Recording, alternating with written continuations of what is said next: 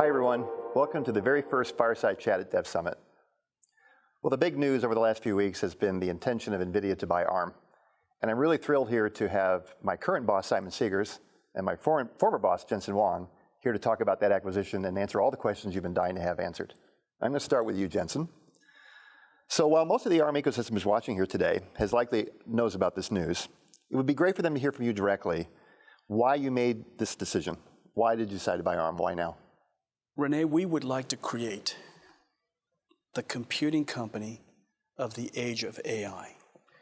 As you know well, artificial intelligence is the most powerful technology force of our time. For the very first time, a computer can run software that writes software by itself, write software that no humans can, and achieve results that are quite spectacular. And so what we'd like to do is to unite the world leader in AI computing and the most popular CPU company in the history of computing. And by doing so, we're going to be able to bring our capability to the Arm ecosystem. And Arm will be able to give our accelerated computing, AI computing reach like never before. And together we'll be able to create solutions that are going to be great for customers, whether they're in the cloud or in the edge or autonomous machines and robotics or personal computing. We'll be able to create technologies and platforms that helps everybody grow. And so I think everybody's going to be super excited about this. It's a great answer, and I'm glad to be asking the questions and not being questioned today, so it's actually kind of fun. So Simon, hold that thought. You mentioned in your keynote the importance of hardware and software running together efficiently to enable the technological advancements of the future. How do you see our two companies working together to be able to contribute to that? Well, yeah, computers are useless without the software that runs on them. And we're envisaging a world where there is just so much more pervasive computing than there is today, that computing platform changing to being one largely CPU-driven, regular code, procedural code, to a world of AI where software is writing software, software is checking software, software is learning from data. And that is just a completely different programming paradigm. So the hardware and the software are going to come together in different ways. And I think between us, putting the strengths of the companies together, we're going to be able to address that. We're going to be able to put tools into the hands of developers so that they can take all this great compute hardware and create amazing products from it. The hardware without the software is useless, so we've got to make it really easy for those two things to come together. That's a great answer. A lot of folks have really loved the potential combination of the two companies technically. But Jensen, there's been a lot of questions about Arm's business model, and we've talked to a lot of partners who have questions about what are the intentions for NVIDIA to continue that business model going forward, the Arm business model specifically. I love Arm's business model.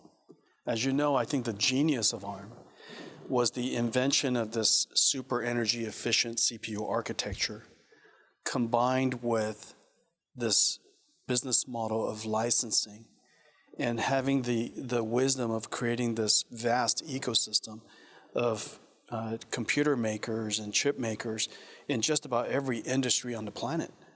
That vision took 3 decades to realize. And I love that. I love the idea. I love the business model. I love the ecosystem that's been built. And so we have every intentions of protecting it, nurturing it, and growing this business model. And in fact, I want to add more to the business model. One of the things that I really value about Arm is this network of partners and the ability of Arm to take what is very difficult designs and turn it into soft IP products that people could use.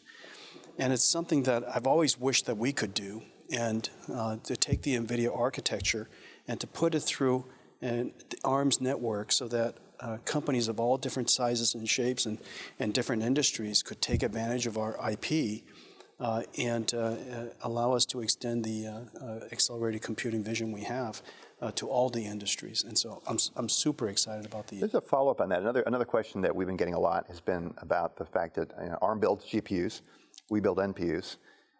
Everyone knows NVIDIA's GPUs are world-class. How does the acquisition affect what Arm's doing in those product areas? We're going to keep doing it. We want to give customers as many choices as possible. Every customer is not trying to build the same type of system. And some of the customers would probably want to design their own. And so we want to give the customers and the market as many opportunities to innovate and differentiate as possible. So, we're going to continue to advance it. So I'm going to keep with Jensen here. It's a rare opportunity that I can continue to ask you questions without you having to come back and ask me some. So I'm going to continue here. I feel handcuffed. The audience for Dev Summit is largely software developers, and there's a lot of developers who are part of the open source community who are viewing this. Share your thoughts on how this merger of Arm and NVIDIA will help the open source software development community. Well, you know that software developers want several things. The first thing they want is they want a computing platform with a lot of capabilities so that they could write amazing software. That's the first thing. The second thing is they need the richness of the tools and the libraries and not to reinvent everything and to be able to be as productive as possible. But the most important thing that software developers want is they want a platform with large reach that is vibrant and growing. And this is what we're going to do with our combination. We're going to combine two of the most vibrant, most exciting computing ecosystems in the world. The largest one, of course, Arm's ecosystem, and the one that is developing very quickly with artificial intelligence, with NVIDIA's platform.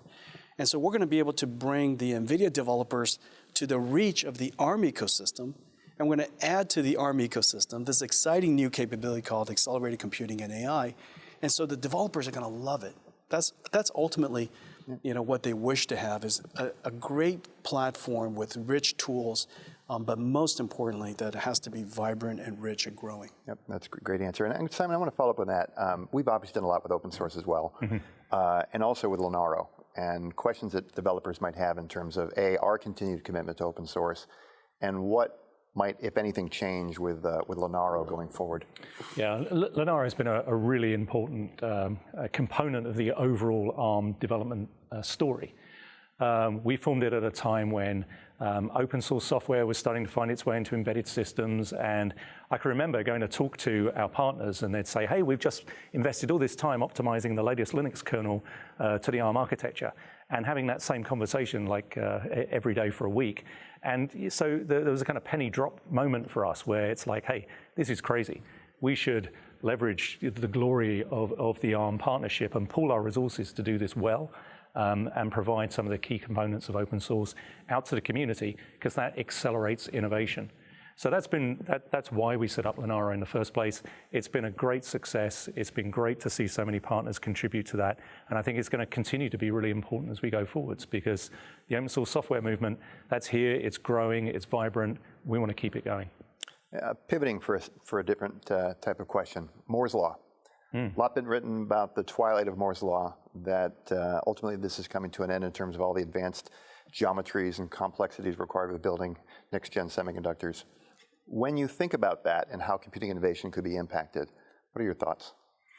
Yeah, so from open source software to transistors, this issue about Moore's Law slowing down, it's been with us for a long time. And while there's still a lot of innovation going on in material science and semiconductor development, there's new transistor structures being designed as we speak. One thing that's been really important is how architecture needs to evolve. How, as we go forwards, putting different die together that were manufactured on completely different processes in really sophisticated packaging, that all matters. Being able to stack die together, do true 3D IC. These are the innovations that are going to keep semiconductor performance improving generation after generation. So as you know, we have a whole bunch of programs running to look at these, to work with our partners and try and address some of the really hard problems so that these advanced technologies can become mainstream, can be used by people, just to keep innovation going. Okay. This question is for both of you. Both companies have talked a lot about AI, and AI being really part of the visions for what both of our companies will be doing in the future. Now thinking about a combined Arm and NVIDIA, how does that change at all? And I'll start with you, Jensen, relative to how you think about AI in a combined Arm and NVIDIA world. Yeah, this is really exciting, and this you've heard Simon talk about this, and I've heard him talk about it publicly now for several years. We know that there's a whole new world of computing that's about to happen.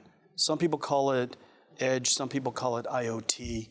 The confluence of a couple of technologies are making it possible now for us to create autonomous, intelligent computers or machines that are doing skills all over the world. It could be driving a car, it could be driving a truck, it could be moving crates around in a warehouse, it could be doing fast checkout, it could keeping cities safe and keeping traffic flowing. It's almost as if the city is smart. It's almost as if the warehouse is smart. It's almost as if the retail store is smart. Now, that software that makes them smart is called artificial intelligence, and no human knew how to write that software until recently. We've now made it possible for us to create computers, develop softwares that write the software. Now that the software is ready, now that the software is possible, we realized that we're reminded of the fact that we're computer engineers and computer science enables new markets, but it's up to the software developers that create the growth. Well, for the very first time, the engine of that growth is going to come from a piece of software written by a machine. Well, machines can write software a lot faster than we can, and we now know that the machines can write software that we know we can't write. And so for the very first time, it's now possible to imagine a world where we're creating these autonomous systems and computers all over the world. It's helping society perform all kinds of tasks. The software is being written by another computer. And so the expansion of computing over the next decade is going to be far, far greater than the expansion of computing over the last decade. That's the exciting part. That's the reason why the combination makes so much sense. NVIDIA has deep artificial intelligence capability. We know how to write the software of artificial intelligence. No computing platform has the reach of Arm ever created. And so the combination, I think, is just incredibly powerful that way. Simon? Yeah, I think it's about delivering on that vision. When you think about it, AI has kind of grown up with huge data sets running in the cloud. We've been enabling endpoints and client devices. If you try and take all the data from the edge of the network and you put it in the cloud and you do something with it and you send an answer back, that is massively inefficient. So computing and AI computing has got to go to where the data is. And that's what I think we've got an even greater chance of delivering on through the combination. Worrying about where the data lives, how we run and manage the software, where the compute is. It's going to be a vast network of computers in the future, and we can deliver on that. So Jensen, somewhat coincidentally, GTC is the same week as Dev Summit. You have made an interesting ARM announcement during GTC. Tell us a bit more. Yeah, I was going to make an announcement at my show, and it was a big announcement. You know, we've been working on it all year, and then Simon said, "Hey, why don't you come to my show?" and I said, "All right." And so at Dev Summit, we're going to announce a very big deal. So last year, we put the first stake in the ground to bring NVIDIA's computing to ARM. And it's called Cuda, NVIDIA's accelerated computing architecture to ARM. And that's a big commitment, and the reason for that is because, as you know, once you support software, you can't stop. That's the reason why computing platform companies that understand that consistency, neutrality, trust as part of a computing platform is so vital. Once you decide to make a commitment to an ecosystem, you can't take it back. And so it took us several years to come to the conclusion that ARM is finally at a point where it's going to evolve way past mobile devices. It's going to go into high-performance computing, into the cloud, into the edge, into autonomous machines, and that we ought to make the first commitment to bring our architecture to the platform. Well, the response has been fantastic. All over the world, the response has been fantastic. So over the last year, we've been working on several things. It comes in 4 pillars. It goes like this.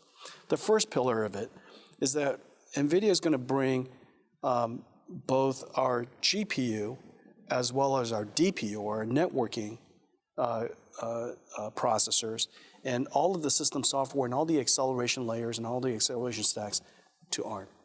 And so that first commitment will complete, if you will, the ARM platform. The CPU, the GPU, the DPU, in combination, will complete a general computing platform. Number two, we're going to bring what NVIDIA is famed for, which is really domain-specific acceleration libraries to the architecture. We have three major domain-specific applications. One of them is NVIDIA HPC. This is our quantum chemistry, our molecular dynamics, our fluid dynamics, all of our scientific computing algorithms. 1,000 or so solvers in the world accelerated by Cuda. We're going to bring all of that to the architecture. The second is NVIDIA AI. All of the frameworks, all of the deep learning algorithms, all the different varieties of architecture is going to bring all of that from training to inference, second. And the third, we're going to bring NVIDIA data analytics called NVIDIA Rapids, our data analytics, data science platform. So that's the second pillar, all of our acceleration libraries. The third pillar is going to do so in all four of the major computing platforms. High performance computing, which is a distributed multi-GPU, multi-node. Cloud computing, which is a disaggregated, composable, container, microservices architecture. To the edge, which is essentially a secure, autonomous data center in a node. So the edge, robotics, and then lastly, personal computing, which includes all of our graphics and all of our imaging, so these four platforms we're going to support, and we have all of them running at NVIDIA. And then the last pillar is the ecosystem. We've selected three partners as a starting point. First is Fujitsu with their A64FX CPU, which is doing fantastic in supercomputing, and it just kind of shows you the range of the ARM architecture from embedded controllers, which is tens of milliwatts, to the fastest supercomputer on the planet. Mm-hmm. That kind of tells you the power of this architecture during a time when Moore's laws ended. There's nothing left to squeeze out of the system through physics, and so the only way to do it is through architecture. And so we're going to do it for Fujitsu. We're going to do it for Ampere, the startup microprocessor company that Rene James is part of, a really cool company, and then Marvell with their Thunder architecture, Matt Murphy's company, and they're doing great. And so the four pillars, and you take the permutation of all that. That is the complexity of a computing platform, as you know. You take the permutation of all of that. You have processors, you have systems, you have libraries, and you have ecosystem, and we'll support it for as long as we shall live. Very exciting. I know the partnership is going to be thrilled to see that kind of breadth. Another area that people are, I think, thirsty for some more details around this Center for AI Excellence in Cambridge, that when the announcement was made about a few weeks back, has really got people curious about what that is, what it's going to mean, and what's NVIDIA's commitment to it. Can you tell us a little bit more? Yeah, you know that I was going to make another announcement at my show. If I told you the story now, okay, I'll tell you. I will just keep it among ourselves until I announce it again. Okay, so it kind of goes like this. Did you know that Cambridge is simultaneously the home of the beginning of computing, of course, right? And also the beginning of the DNA. Of course, you know that. Mm-hmm. It is the reason why Cambridge is a hotbed, an epicenter of genomics AI research. Well, what the UK needs, what Cambridge needs, and what that whole ecosystem of partners need, researchers need, is a supercomputer. And so we're going to go build a brand new supercomputer, the fastest supercomputer in all of the UK, and we're going to dedicate it to genomics, computational genomics, computational drug discovery. And we have 5 founding partners, including ARM. The 5 founding partners are GSK, AstraZeneca, King's College, the UK Biobank, Informatics Bank, Oxford Nanopore, a genomics company. And so these 5 companies are going to join us to develop this new AI system. We've created a brand new computational drug discovery stack. The mathematics, the algorithms, incredibly complex, and the suite of software that we're going to bring to bear is really, really exciting. And so we're going to have a computer, We're going to have all kinds of tools, just like EDA tools and AI tools that are used for drug discovery, and a bunch of partners to help us. Super exciting. Yeah. Last question, going to take it away from the area of drug research, genomics, AI, and talk about the deal at hand. A lot of questions that we've got from folks just relative to the regulatory process and how you both view what that's going to be like and your confidence level that ultimately this acquisition will be approved. And I'll start with you, Jensen, and have you wrap up. Let's start with Simon. I'm just kidding. Since you wrote the check, we'll start with Jensen. It's true. It's true. Somebody just said to me the other day that you paid an arm and a leg. Yeah. I thought it was clever. But true. But true. It wasn't our PR department. Yeah, clever and true. But worth every penny and more. I am confident. We are confident that it's going to go through, and the reason for that is because as soon as we explain the rationale of the transaction and our plans, the regulators around the world will realize that these are two complementary companies. A lot of companies they just know they're two technology companies coming together. They don't really understand what it is that we do, and so the first thing is to explain what we do, where we belong in the ecosystem. People realize that we're a complementary company. The two companies being complementary, when combined, will create new innovations, which is good for the market. It drives innovation forward. It's good for customers. And when they realize that we love the business model, we're going to protect the business model. We're going to continue to nurture this neutral, committed, consistent, trusted platform, so that our ecosystem can continue to flourish and even grow. I think when people realize that, they're gonna be really quite excited about it. This is a deal that's about expanding. It's about creating more and new technology. It's about putting that technology in the hands of people who are going to build really cool stuff with it. So from that point of view, this is about enabling more people to do more things. So that's a positive thing, that as regulators do scrutinize this, they're going to be able to see. Now, I'm sure it's going to take a while. When you look at the breadth and the position that both companies play in the industry, it's the right thing that regulators apply a lot of scrutiny. They look at what we're doing, everybody gets comfortable. So there's a process to go through. It's absolutely the right thing that the process is done really thoroughly. But I think we're going to get to the end of that. Everyone's going to realize that this is a good thing for expanding, and that we'll get approval. Great, thank you both. And Simon, thank you. Jensen, thank you. For the two CEOs allowing me to be chairman for 30 minutes. Thank you for allowing me to ask you all these questions and your honest answers. And on to the rest of Dev Summit. I hope that this was beneficial to you. It was really good for me and cool for me to listen to the answers from both these two gentlemen. And as I can say, I'm personally really excited about the future ahead. Thanks very much.